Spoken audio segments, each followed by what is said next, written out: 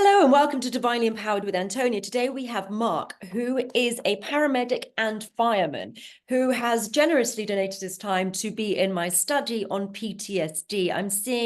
I've been doing energy healing for around 20 years, and I've been able to delete the emotional resonance from traumas. And I've chosen to do a study to see if we can help people who are either first responders or in the armed services, because many people suffer from PTSD, and I can delete the emotional resonance of traumas. So I want to get a group together of maybe 100 people and actually dissolve them and dissolve the traumas associated with PTSD and see if their PTSD will indeed lift.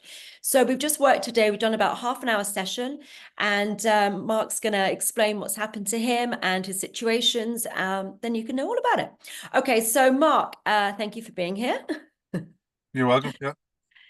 Okay, so would you like to just talk about the situations and how they feel now, how they felt at the beginning, and just sort of give people your testimony on it, please?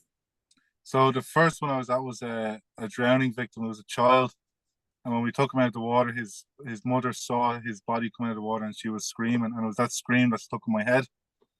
And my daughter was the same age as this little boy, so I was very anxious letting her go here, there, and everywhere.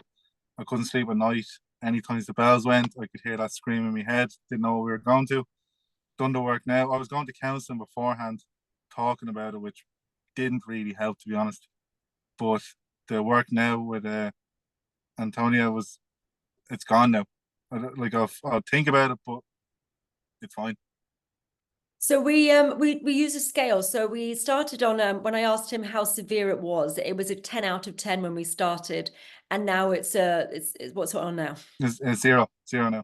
So it went from a 10 to a 0 I did 2 situations within half an hour. So I'm hoping, because that one is it's now on a 0, there's no emotional resonance to it, that it's no longer going to cause him to have PTSD symptoms. And there was a second situation we worked on as well, Mark. Would you like to go into that, please? So it was a murder suicide that we were at. It involved a child as well, and we didn't know about the child till we got there. So when we got in through the door, I was just handed a baby to start working on. At the time, it was just a 3-month-old little girl, and at the time I found that very hard because my son at the time was only 2, so it brought it back home as well. But now it was a 10, and it's a 0 now again. Amazing. Wonderful. So we're going to keep track of Mark. I've sent him there's a form, which is government one, which says about PTSD symptoms, and there's a scaling system, and you scale it with the numbers on it.